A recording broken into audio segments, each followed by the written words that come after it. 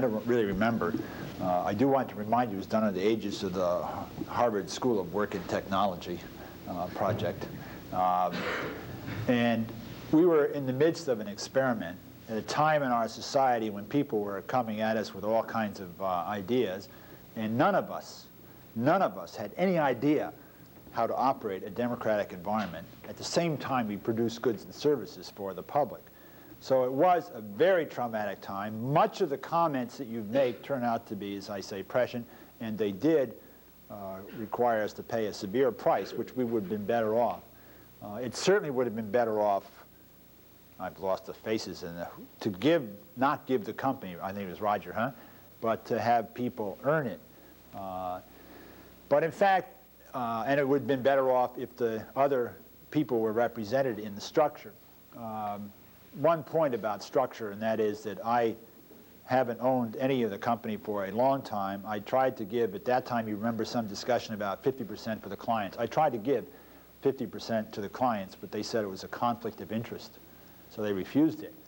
Did, in fact, put public representatives on the board, because my own view is that the three powers that ought to be represented in any institution are the workers, undifferentiated between management and worker, the customers, and the public, because almost every institution does things which affect the public in some way or other.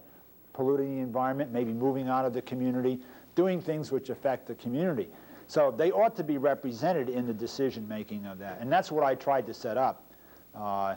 And when the clients refused to take the other 50%, the workers got the other 100%.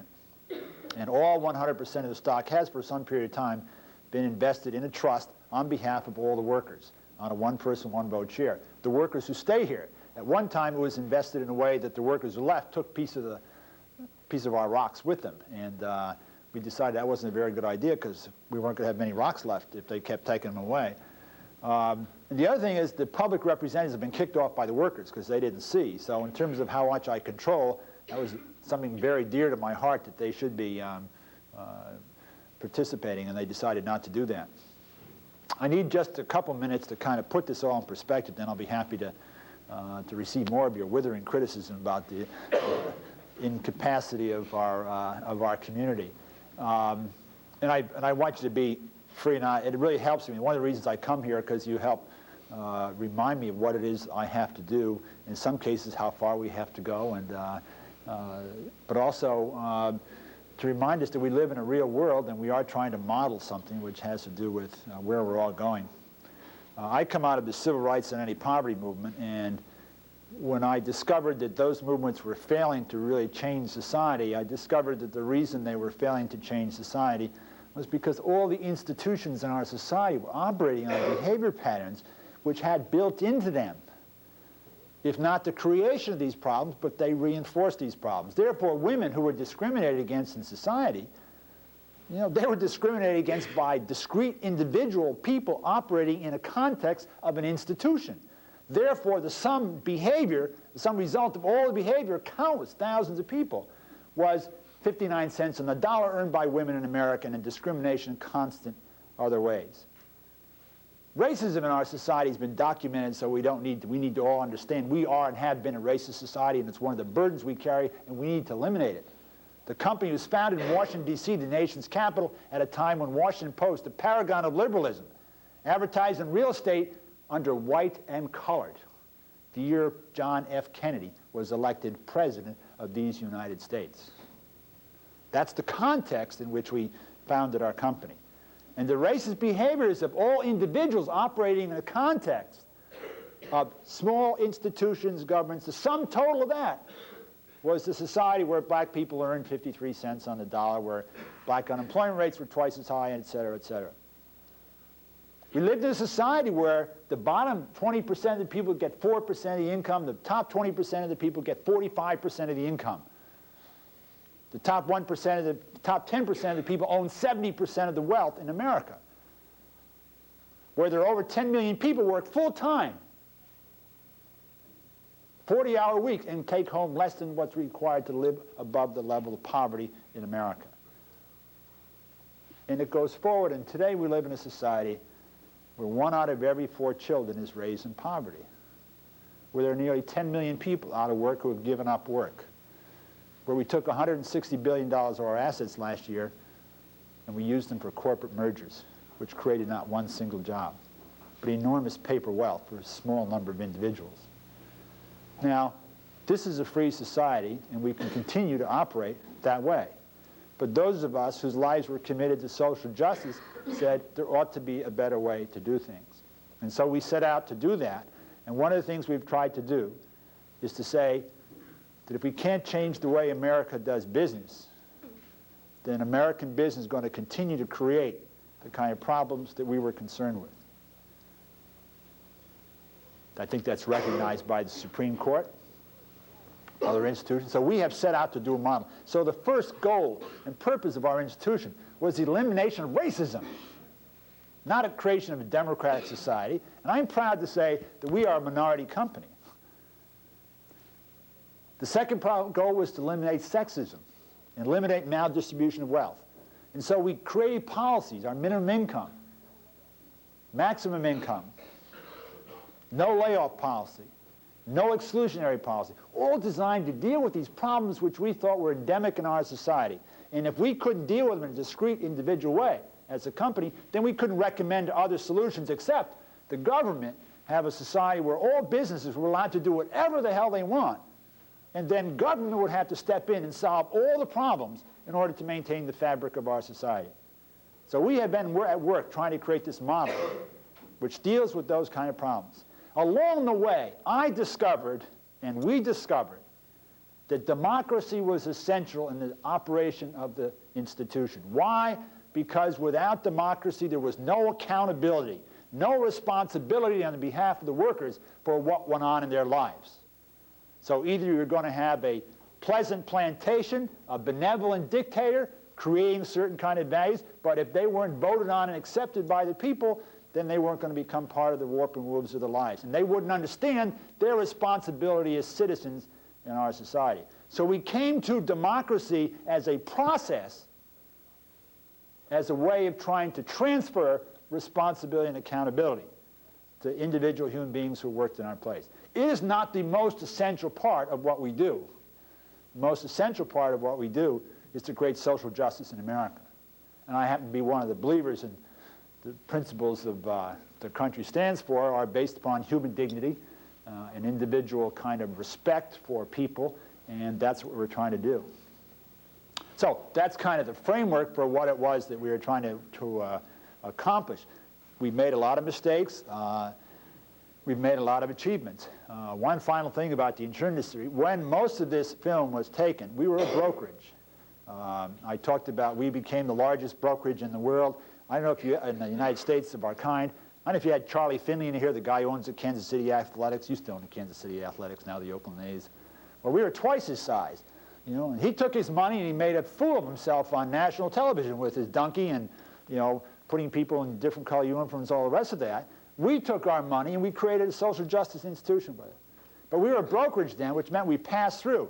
We're the largest agent in the United States for the Hartford Accident Indemnity Company, okay? For those people who want it. We were the largest agent for two other insurance companies in the United States. Along the way, we have converted because we discovered something along the way is that we didn't get any investment income, Kimberly. The time this film was shot, we didn't start getting investment income until 1980, 81, 82. And then we began to realize we've been creating all these profits for these other insurance companies, and we had no residual assets as a result of all of our good work. And so what we did is we created our own life insurance company and a health insurance company. Now we're in the top 10% already of all health insurance companies in the United States.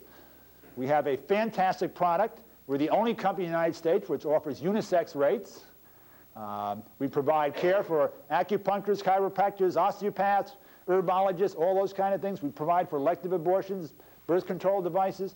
We have the most progressive health insurance policy in the United States, and we constantly beat out the Prudential and day-to-day competition in Washington, D.C., and Blue Cross and those other people. We are competitive. We have a good product.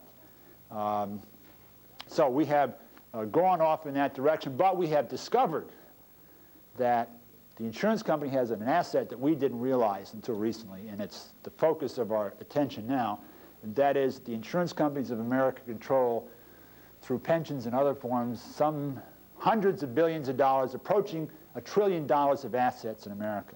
And how those assets get invested, which are not the ownership of individual people, but they are the premiums that we have all paid and are sitting out there waiting for us to file claims against them. And like the workers' pensions, or your money been set aside for you when you retire. All those workers' monies are invested by a small group of mostly white, mostly male individuals in this town and in New York City. And the way they invest that money determines the character of our society. They don't put it into poor communities. The disinvestment in black communities in America is a dollar goes into the community, turns over 1/2 a time. And a white community turns over 5.5 times. It's called disinvestment. So we've looked at those investments, and in the last 2 years we've put over $20 million into socially responsible investments, low-income cooperatives in minority communities, worker buyout companies, food production facilities, wellness facilities. So we're really proud of what we do, and now we're doing a joint venture with the city government and creating a model city in a very poor community in Washington, D.C. So we're trying to model and educate people to a couple things. Educate people about the values on which businesses run, and educate people about the way insurance companies invest their money. We didn't ask the government to come in and take over. We didn't ask anybody, force anybody else's opinion on anybody else. We said we want to attract a group of people who believe the way we do about the relationship between business and social justice, and we want to show them through our daily deeds that there is an alternative way to go. So that from henceforward, like from this day forward, you cannot say that it is not possible to do some of these social justice things in the business environment. You may decide that we're not as profitable, we're not as efficient, we're not as anything else, but you cannot say we haven't accomplished some significant aspects of social justice, which is, after all, the goal and purpose which we have. And after that part preaching soliloquy, I apologize and will now take questions in rapid order and give short answers. Yes, Mark. I very much admire what you've done and also what you're continuing to try to do, and my question really has to do with what learning you took away from making the transition from a very traditional organization to a very democratic one. Reading the case, it seemed that you made a very revolutionary as opposed to evolutionary transition, and I tended to find a lack of transition mechanisms to help you make that change, and I think that's what led to a lot of the initial problems. And I just like your comments on the learning associated with that transition and possibly how you might advise somebody else following in your footsteps. You're absolutely right, and the issue is we never have committed, even to this day, the necessary resources to educate. If you understand we're dealing with racism, sexism, maldistribution of wealth, unemployment, people's view of the world, as well as how you run a business, and we're trying to wrap that all up and produce a profit in competition with Bob and all his compatriots over there who have all this money and structure and institution to do it, it's a very tough job. And it can only be done by basically re-educating people. And the problem is there are almost no institutions. I mean, they don't train people in the Harvard Business School how to be effective democratic managers. There was a place called the New School for Democratic Management out in California that started a few years ago, which folded. And it's interesting, they didn't think it was necessary to teach democratic procedures. They were teaching technical kind of things because the people who had values didn't have the technical capacity. And the people with the technical capacity didn't have the values. And that's a significant problem. It's still not solved. And we're trying to solve it by developing in-house training programs. That wasn't, yes, Diane? You made the statement that if people were too ignorant to vote in their best self-interest, then you shouldn't take democracy away. You should educate them. Am I right in that? Thomas Jefferson said that. And I okay. Right. Well, at any rate, I think that you're not doing your employees a favor by putting them in this environment because, as you also said, we're living in a real world. And I don't think that you're really putting the demands on those people or giving them the environment in order for them to strive towards any particular goals. And I wondered how you address, trying to put these people into an environment where they'll actually grow and maybe someday be able to leave this model that you've created and go live in the real world. Oh, go live in the real world. Oh, well, I don't know how to figure that one out, but we have had people, one of our ex-employees just sold his business for $12 million last December. We have 5 other presidents of significant corporations who grew in our place and did leave because they couldn't make enough money. We also have a woman who sits on our investment committee who came to us as a key puncher years ago and has become self-educated in the ways of finance, managed our accounting department, and now sits on the investment committee, and has also grown enormously as a person. And we have many examples of that kind of thing. Today, somebody even said earlier, they didn't like the place was really messy, and that's true. It was really messy then, but it was beautiful at one point, and part of that was a response to growth. So right now, these policies are more accepted. There's not as much chaos in the company. We're more kind of focusing on our business. People understand that the society that we have created will not succeed unless we be competent in our business. And we are committed to helping people grow. But it's interesting in our society how insecure most of us are and what shallow, narrow goals most of us have in terms of real growth. I mean growth besides saying I want to be president of this or I want to make something, which is not necessarily growth. Yes, Leslie? I think what Diane is getting at is that you speak in a very kind of evangelistic manner, and you seem to have this very strong vision of what you want the company to be. And we read in the case that the way the company has drifted back and forth between sometimes being more Republican, the people have let that happen. So I guess what we're questioning is how much of this is your vision and how much is the vision of the people. And maybe you had this great concept for the company and a great strategy for the company, but just seemed like you were kind of poor or kind of lacking on implementation skills in making the transition and educating the people, the things that you say were needed, but didn't seem like you spent any time at all on those kinds of issues, more kinds of on these big global trends. And it's a fair comment. I have to stand accused. And that's true, and I think it reinforces what Mark says, and that the major problem we have is educating people. I used the analogy earlier, though, that I'd like you all to spend 10 seconds thinking about and telling me quickly, what were the democratic experiences you had in your life? Were you raised in a democratic family? Did you go to democratic public school? Did you go in the military in a democratic society? Did you go to work for a democratic corporation? Where is it that you learned these democratic values and processes by which we celebrate our nation? They don't exist. And most people think in politics that the participation in elections or politics is a personality contest. So we no longer have any debate. As Neil Poston says in the latest book, Amusing Ourselves to Death, what we do is look for personality characteristics and shallow kind of things, and that's how we elect people to leadership, without ideas. Same thing happens in our community. These elections were a travesty in terms of the ideas that we stood for. They were pandering to common taste and afraid to stand up and be counted because they're afraid people would vote for them. That takes learning. Yes?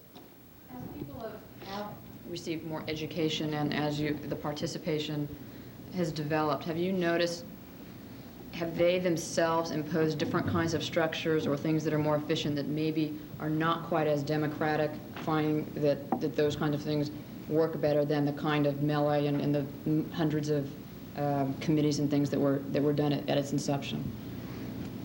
Yeah, I think the answer to that is yes. I gave the example earlier that we had taken away the self-management responsibilities, self-governing responsibilities of one of our departments last year because their work was so poor that they were putting the whole community in danger. So we voted and took away their responsibilities assigned to an ordinary manager, and they're operating under this environment. And they'll have to meet two criteria in order to get their governing privileges back. One is do competent work for 1 year's period, and secondly, petition successfully because they want self-governing. Because it's true that many of our people do not care. As many people don't care in our society about voting, and many people don't care in the workplace, they want a stable environment where I can come and go, don't get hassled, and it's stable because I want to get my pay, and that's kind of things. They don't really care about these things. Yes, Andy? I got two questions. First, in your investment policy, you talk about investing for social good, but in this article in the Washington Post, you say that with the elimination of the Section 8 subsidies, you were going to have to curtail your financing of low-income projects. The question is, do you think that there are really opportunities out there which the market, the open, free financial markets don't see in poor communities, or do you think your investment in those has to be bolstered by government redistributive subsidies? That's a misunderstanding. I know the article from which you spoke. It wasn't described to me. It was described to me incorrectly if it was. And it's wrong. We have been investing all along. We've never gotten any government money. We've done joint projects with the government, but we've never invested in subsidized things. Low-income housing co-ops that we're investing in, they're paying whatever our market rate. We have set our limit as 10%. We don't want to charge more than 10% to anybody, because you see there is a social quotient to yield as well. Something we'll go into another session that we have about finance, but it's not neutral. No decision is mutual. Every single business decision transfers income from one group of people to another, including investment yield. And you've got to have a value and a philosophy about that yield, because if you ignore it, what you do is reinforce some of the aspects of it. So no, we're not required to have subsidized support to keep going. Yeah, Dave. You said that Consumers United was founded on the precepts of anti-discrimination and social justice. In point 4 of our update, it says that you've decided to only develop a client base in congruence with our philosophical principles. There seems to be some sort of hypocrisy in your original precepts and the way you've decided to do business today. How do you reconcile that? Yeah, I'm getting really. It's the second time I've been accused of hypocrisy today. Earlier class, same thing. In fact, part of it's because what you don't have is a full range of information and a total history, and maybe Todd next year will sit down and get this straight so that it's really clear. Don't pass it on to me. No, I didn't mean, right. I meant to do a whole history of it. The fact of the matter, when this film was taken, the majority of our business is military. You know, we created, you're not familiar with it, but there's a plan called Champus, program called Champus in the federal government, which provides subsidized health care for military retirees and their families. Doesn't complete the bill. We designed a supplement for it the same way Medicare works. We designed the original program in the United States. 17 military associations came to us. I took 17 military associations and built some of them to be the largest organizations of their kind, including one called the Retired Officers Association, where we took from 50,000 to 280,000 members, and from $0 of premium to $50 million of premium. And worked with an organization of officers over there who respected me as an individual and what we were trying to accomplish. However, that institution had new elections, and new people came in, and they took one walk through our place and saw a predominantly black, predominantly female, a gay woman who was the account executive, a democratic decision-making process they said just wouldn't work, and they took our $50 million of premium, which we created from scratch, and they gave it to someone else at 0.5% less than what we were charging. That's the explanation for why we have fewer people. The crisis that we had then was nothing like the crisis then. At that time, David, we decided that we are continually being used by institutions which take our professional capacity. We are very good at what we do in terms of creating products and markets on any standard, as I've tried to describe where we stand in the industry. But what happens is, when any kind of problem develops, or when the politics of an organization rear their heads, they look at other kinds of things and are not as accepting. So we said that it's wrong for us to continue to put our lives on the line to build organizations. When the politics change, our business goes out the window and the security of our people changes.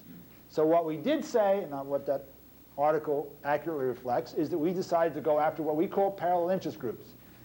Other groups in our society and individuals who are committed to making a difference in America.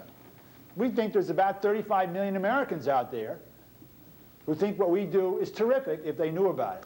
That's why we were pleased when Mother Jones suggested we were one of the 10 best corporations in America, despite one of the presidents of the selected group saying, "Who the hell is Mother Jones?" We have created an organization called Co-op America, which is creating an alternative marketplace which allows people with these values to share their purchases and match up their purchases with their politics. So that's why we've done what we've done, in order to go after that marketplace. But from the time we started until just 2 years ago, we didn't do that. When you mentioned the 3 groups that needed to be represented by your company, none of which were shareholders.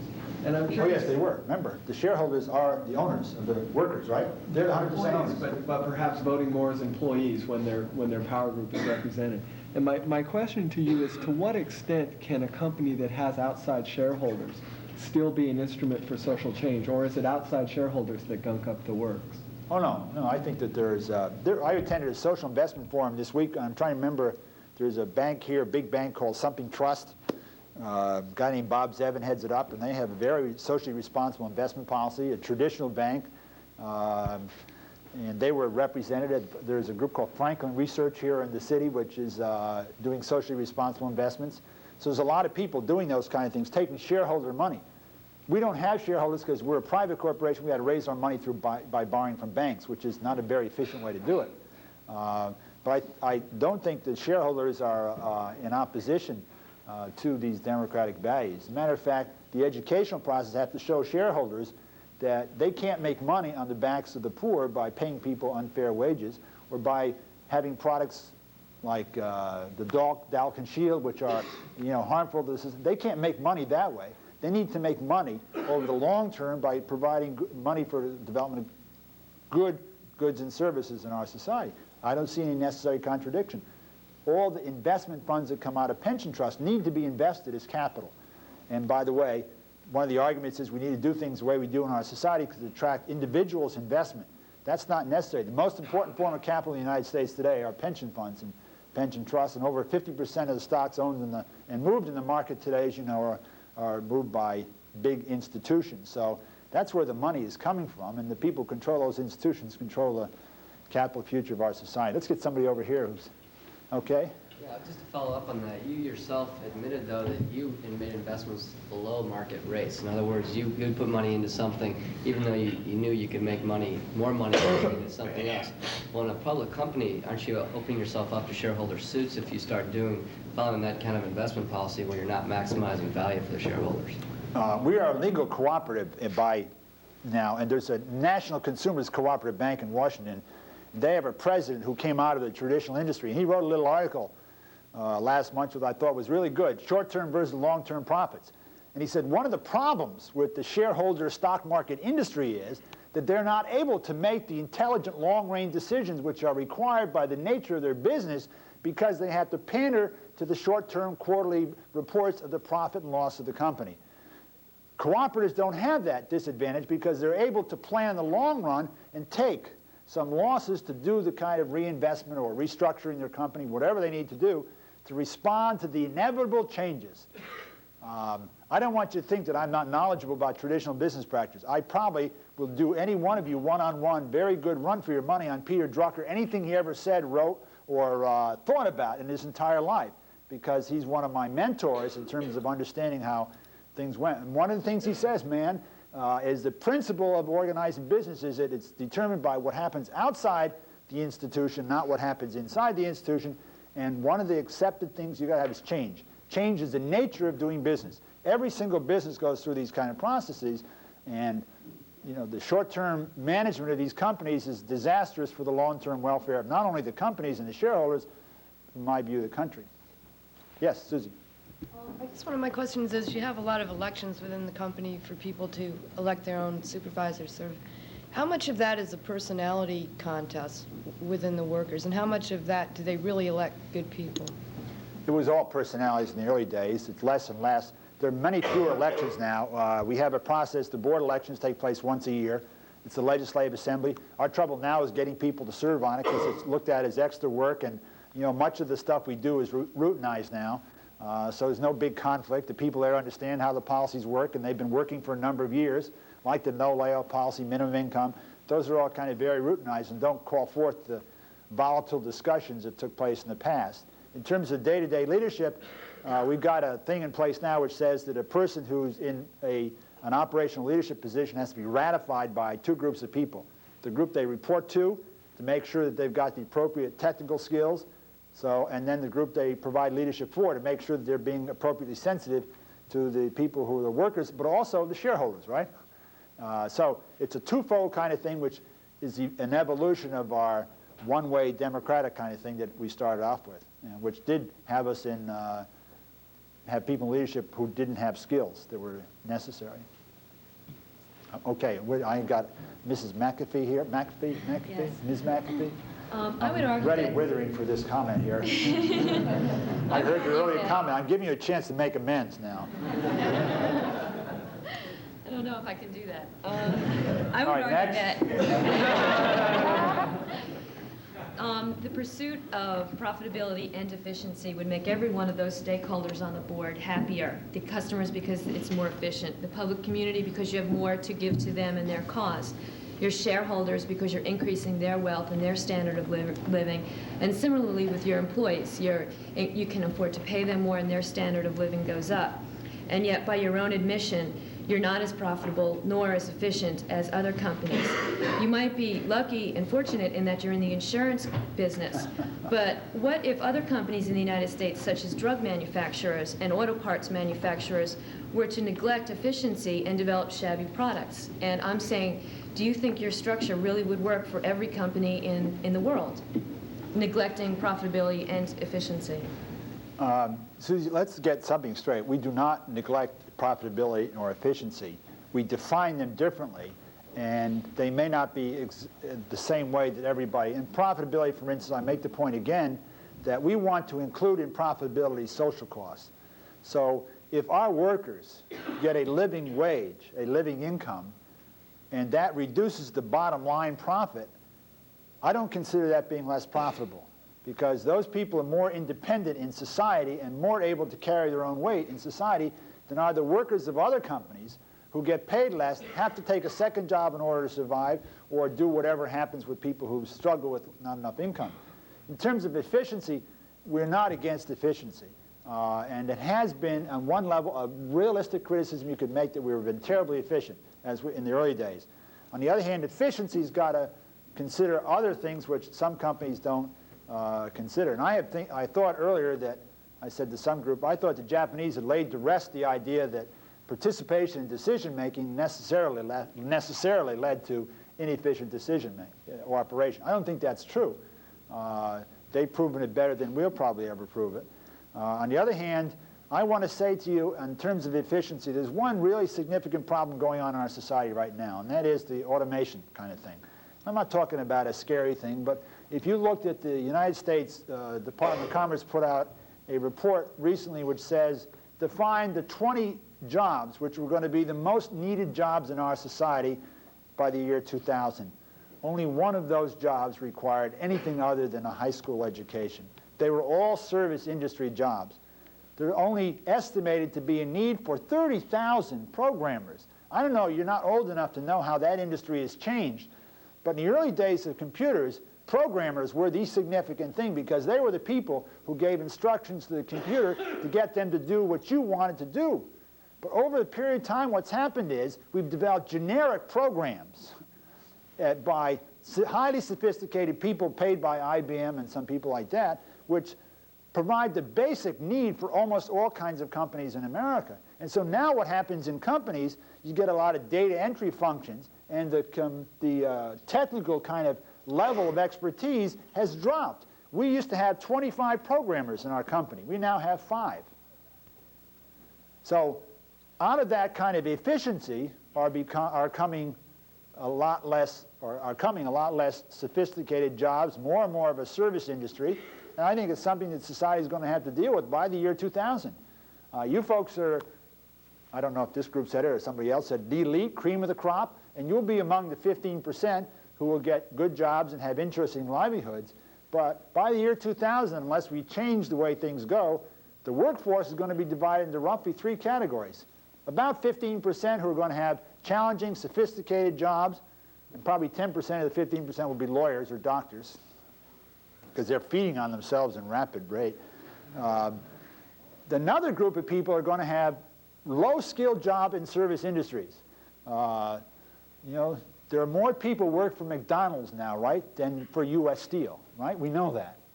Now, there is no need that those jobs have to be low income. One of the main reasons why they're low income is they're unorganized.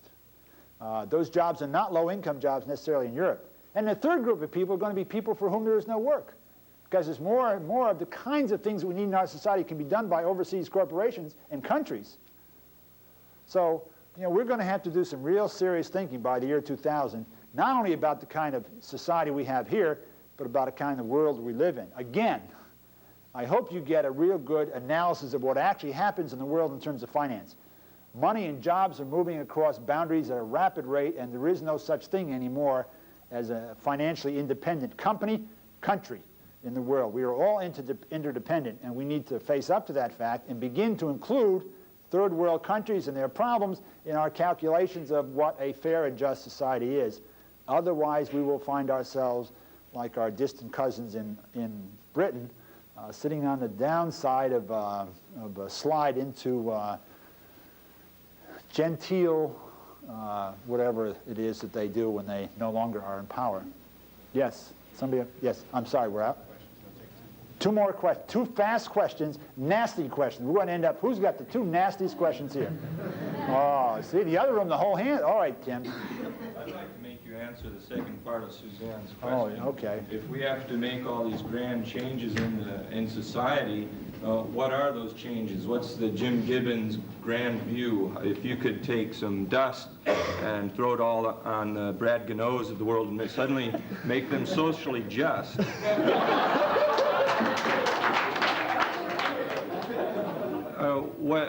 What's your grand view? How do you see society being the way you want to change it? Well, first thing we do, we'd incorporate, right, and sell stock in the corporation, which made Brad into a revolutionary person. I really think, you know, education, the old humanistic tradition was education was supposed to be what made us aware.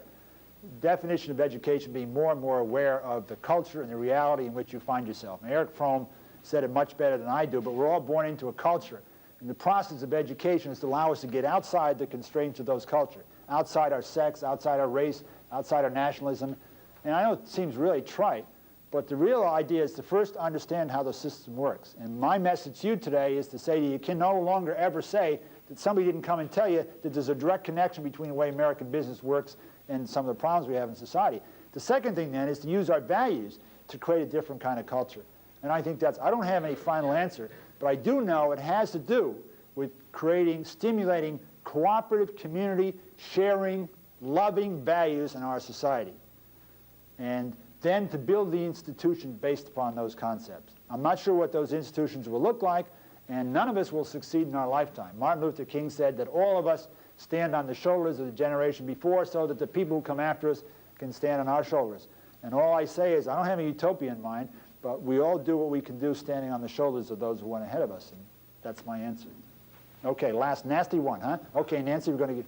I don't know if this is nasty or not. I agree that you can address racism, sexism, and a lot of the issues that you started with in the workplace. But if de-skilling of labor is what you see as the biggest problem facing American society, how are you addressing that in your workplace without sort of stopping the forward movement of technology and efficiency? One of the most insidious concepts in American business is market value. Market value says simply that whatever the market will pay for a commodity determines what its real worth is. When it comes to people, it means that teachers aren't valuable in and of themselves because they perform a function essential to society. They're only invaluable in relationship to the number of them that are available in relationship to the number of jobs. Even as potatoes price go up and down in terms of how many potatoes there are. Well, I think market value is a key issue there. And one of the ways we take those jobs, which are not difficult and low paying now, and is to organize them in ways that say they are valuable because they make a contribution. Because in our society, we say that you are somebody if you have a job. If you do not have a job, you are nobody. If you do not have a decent job, you are almost nobody. And if we're going to define our society as being somebody, then we've got to make sure that everybody has work, and then we need to celebrate the value of that work because it contributes to society, and not because market value says it's more or less appreciated or depreciated. The longer-term problem, however, is even the redefinition of work in our society. We are actually now in a position where we can produce all the goods and services we need for all of our well-being in half-a-day work, each of us. And the rest of the time we could spend being created. Instead of making our entertainment professionalized and paying, we could make our entertainment and creative capacity a voluntary activity after we've done our half a day's work. That's where the future holds for us. In the meantime, we'll have to keep struggling, and I wish all of you good luck on your job interviews, and if you ever come to Washington, D.C., you want to come see a disorganized, disheveled group of people working hard at social justice, please come and see us. We'll be happy to have you. And thank you for your time.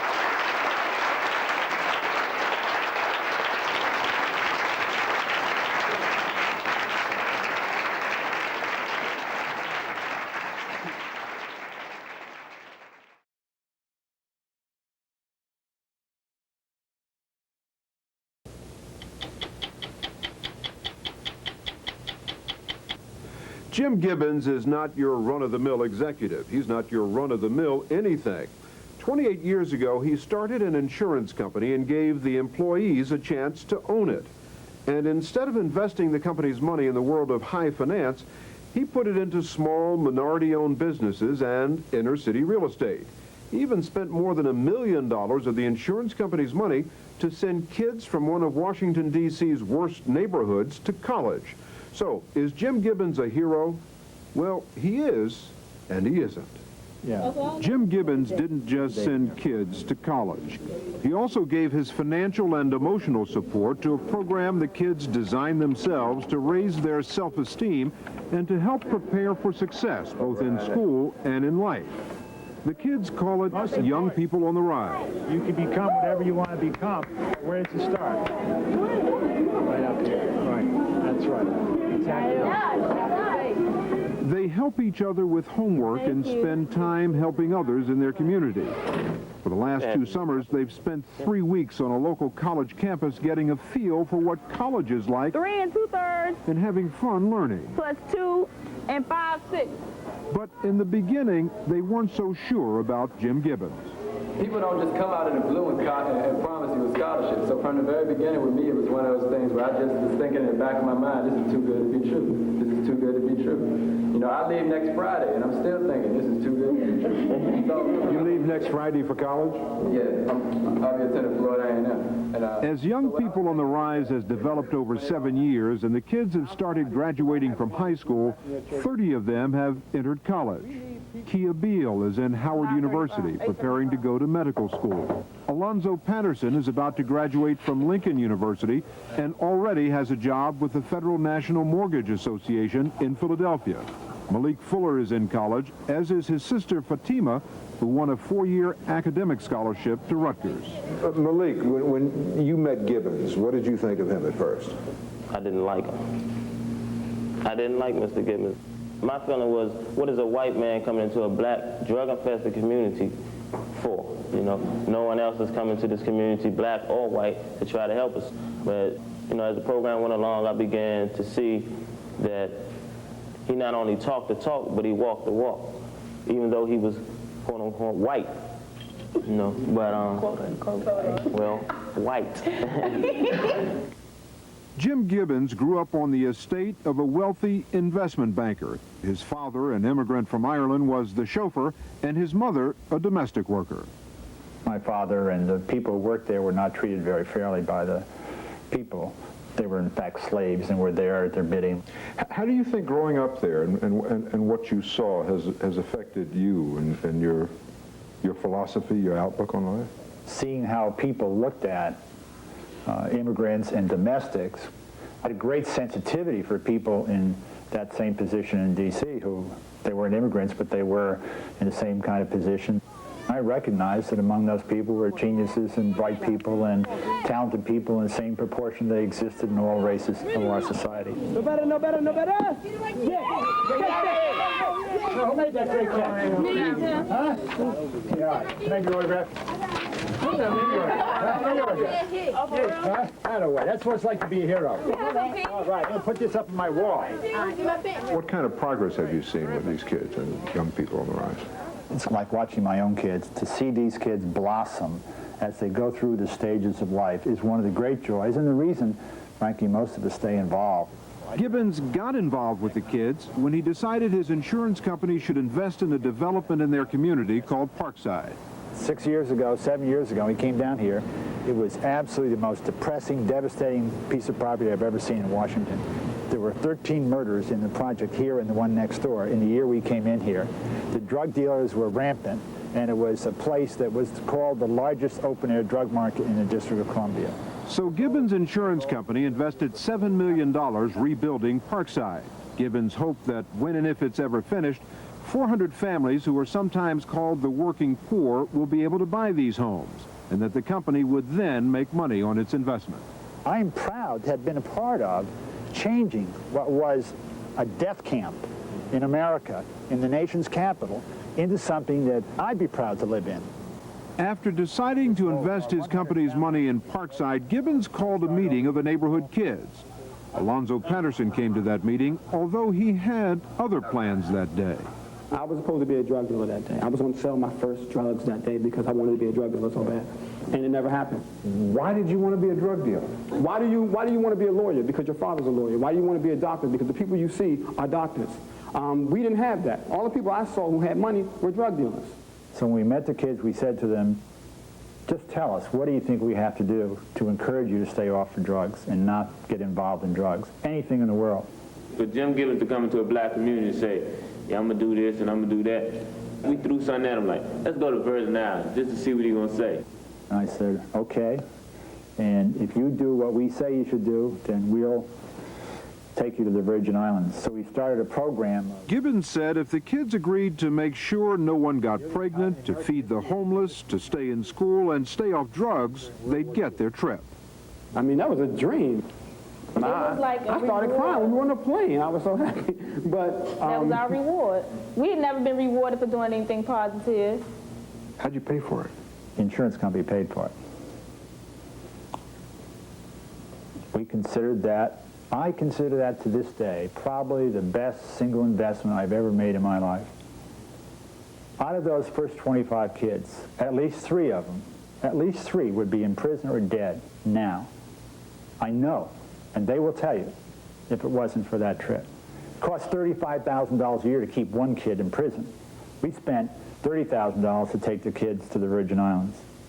David Levinson, the insurance commissioner for Delaware, the state where Consumers United was incorporated, had trouble with that. It's not an investment at all. It's not a financial investment. It is charity. He says it was the best investment he ever made. Well, if the goal of his investment is salvation, personal salvation, perhaps it was. But I don't make those judgments. God doesn't underwrite. And from my viewpoint, it wasn't an investment at all. Let me ask you your impressions of Jim Gibbons. How would you describe him? I like Jim Gibbons. He's really a dedicated humanitarian. He's a charitable guy. He wants to do the right thing, and he's worked hard to do the right thing. But unfortunately, he's done it with other people's money. Every single nickel that we put in to the kids was added to the mortgage. So I look at it as the same way as if we were putting extra adornments on the building in order to make the building more attractive.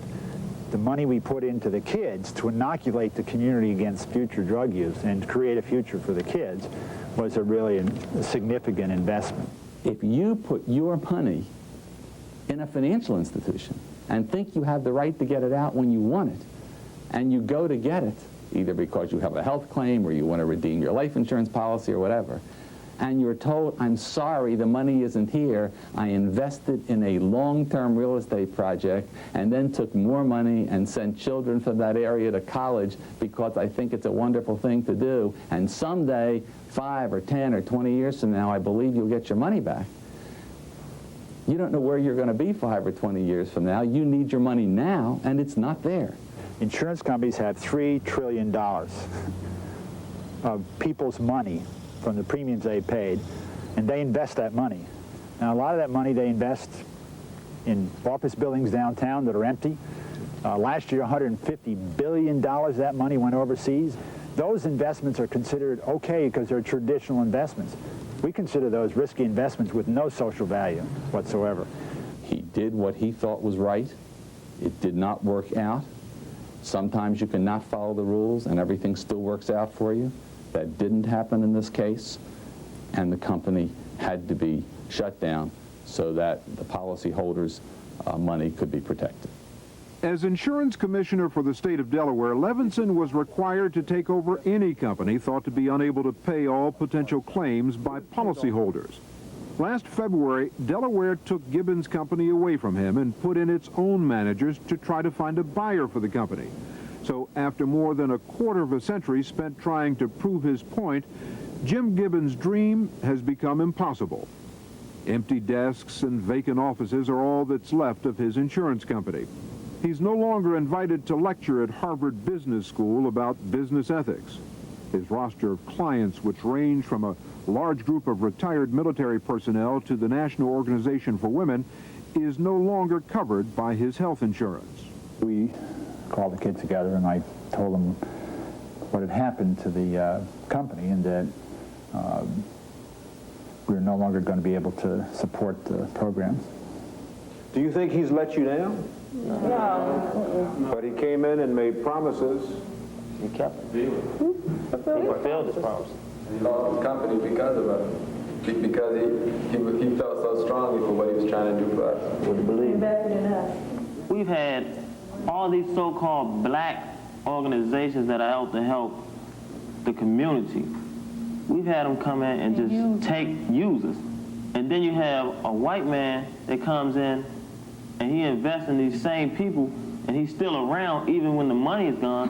That has to tell you something. Young people on the rise and their parents met just before the fall semester began to divide up the money they've been able to raise since Gibbons lost his company. Right now, we've allocated approximately $3,000 per student to pay the first part of whatever they need going into the year. That will get all past bills paid. We'll get all students in with no bills due and owing when they go to school. The last semester, you didn't need but $1,100 plus $200 for books, right? So we're going to say... We'll say 15, just to be, basically safe. I expect when you're famous, you're going to not turn me away from the door when I come with my little tin cup. Jim Gibbons has a zeal, a dedication to changing reality. And when one seeks to change reality, one usually self-destructs. Alfred Moses was Jim Gibbons' legal advisor for more than 20 years. Gibbons asked him to talk with us. Jim has always been a winner. He's done some remarkable things against very long odds. He did fail, I guess. As a businessman, he failed. One would say he was doomed to fail. Because? Because he wasn't acting in a way that's consistent with the reality in which we live. One cannot change the business world. One cannot change society by one's own actions. You don't have a company. That's true. You failed. That's true. It's over. I'm over, temporarily, but we have proved the point. We have proved that these kids are going to go to college. Parkside, let's say that I'm right about Parkside, and in 2 years Parkside's complete and the company's paid off. Who's right? Me or Levinson? Me or the regulators? For now, the construction at Parkside has stalled. It needs more money to be completed. Jim Gibbons has been working part-time at a loan company and now plans to start a foundation. And the kids, they've been trying to keep their older members in college and young people on the rise going any way they can. They've tightened their belts, asked for donations, and even washed cars. So we've done 7 washes so far. With Jim Gibbons' failure, the kids might actually have learned a lesson for success. Even though people help you or promise you things, you know, something might always come along that, you know, mess that up or deter you for a minute, but you have to always do things for yourself, and you have to know that you can do it. He's helped impact people's lives, people's families. To people in these families, college is a viable option now. They're expected to go to college. People in this community expect their children, if they join young people on the rise, to go to college, regardless of their money here or not.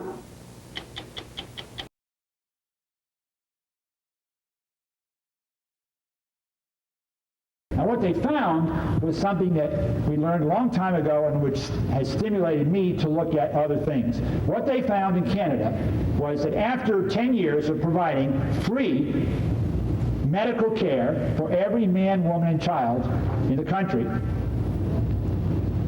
they found no improvement in morbidity or mortality.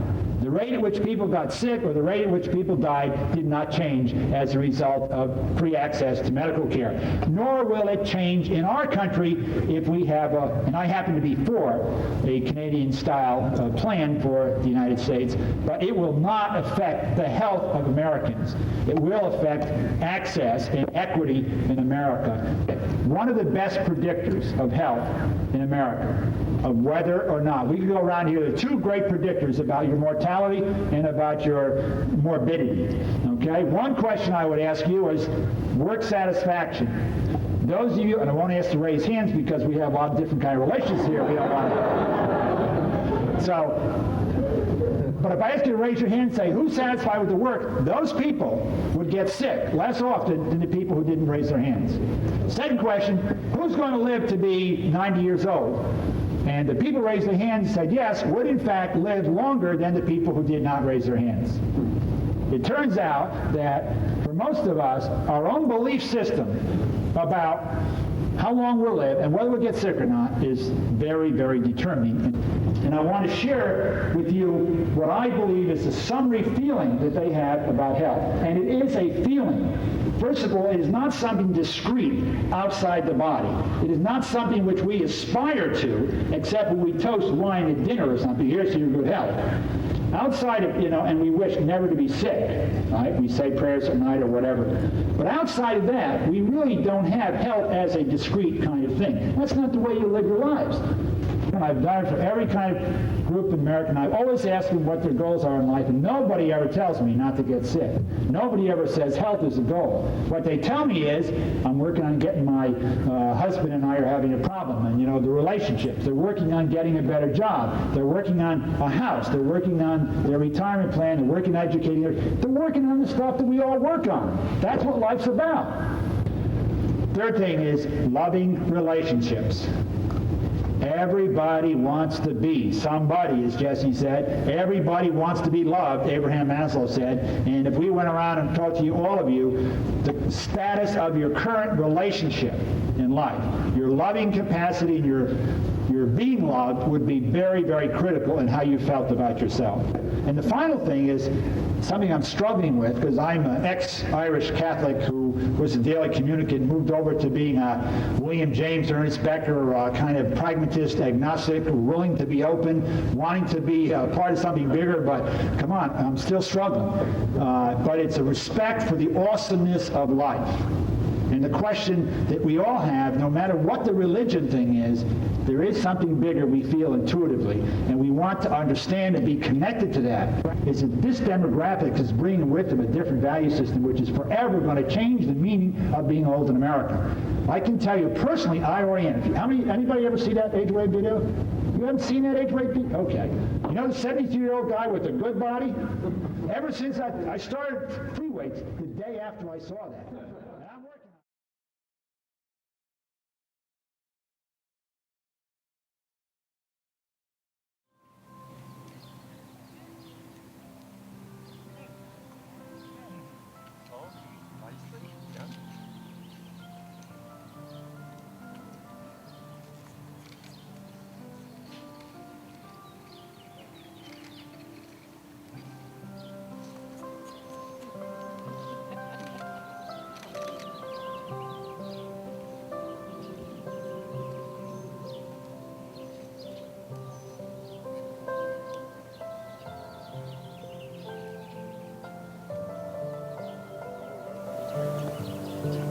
Gives this woman in love. We do. To witness and to celebrate the coming together of two separate lives into one loving couple. We have come to join Jim and Lynn in holy matrimony, to be with them and to rejoice with them in the making of this important commitment. The essence of this commitment is the taking of another person in their entirety, as lover, as companion, and as friend. It is therefore a decision which is not to be entered into lightly, but rather undertaken with great consideration for both the other person and oneself. The day-to-day companionship, the pleasure of being together, or in doing separate things, but in delighting to exchange experiences, is a continuing and central part of what two who love each other can share. This uniting symbolizes the intimate sharing of two lives, yet this sharing must not diminish but enhance the individuality of each partner. A union that lasts in that they have been together in love and affection for 22 years. This wonderful knowledge of another person grows out of really caring for the other so much that one wants to understand as completely as possible what the other is feeling. That love, whose incredible strength is equal only to its incredible fragility, is born and reborn. We are here today, then, to celebrate the love. It is not irritable or touchy. It does not hold grudges and will hardly even notice when others do it wrong. It is never glad about injustice, but rejoices whenever truth wins out. If you love someone, you will be loyal to them no matter what the cost. You will always believe in them, always expect the best of them, and always stand your ground in defending them. Love never fails. And tenderly care for you. To cherish and encourage your own fulfillment.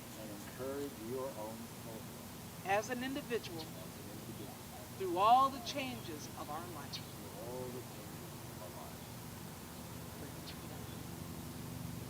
Jim, I pledge to share my life. I pledge to share my life. Openly with you. Openly. To speak the truth to you. To speak the truth to you. In love. I promise to honor and tenderly care for you. To cherish and encourage your own fulfillment. As an individual. Through all the changes of our life. Through all the changes of our life. Was this today? Did it work? Very much so. Incredible. I thought, I didn't think I was going to cry, and I did. Yeah, I cried a lot. And I was all, when Ira did his, you guys, what did he say? You guys have spelled out the word love for us. And I was like, that's it, waterworks. This is a good start. How are we looking, Lyle? Hold on 1 second and we'll get... It's a lot easier to do in the light tonight than in the dark. Absolutely. I'm happy. There you go. Maybe your other arm on her elbow. Just a snuggle. Give her a little snuggle. There you go. That's great. That's what I want. This is a love affair. This is great. Right here. Okay, one more and then we're just going to add, that's beautiful. Jim, right here, looking at me. Great. Now we're going to do this for you. You've got the whole...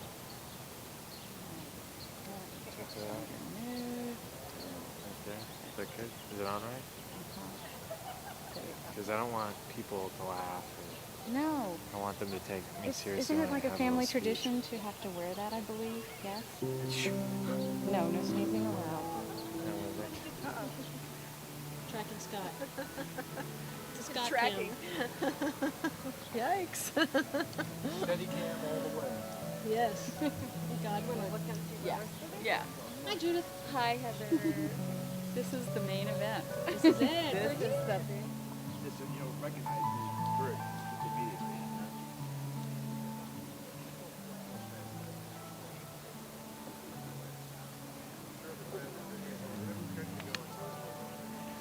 Okay, I think it's... All set, Daddy-O? Yes, I Yeah? am, dear. All Okay. set Good. there. Looks good. Looks good. Come on. Yeah? We're ready. Oh, I was crunching the Vera Wang here. Oh, Crunching the Vera Hey, you guys, it's a big day today.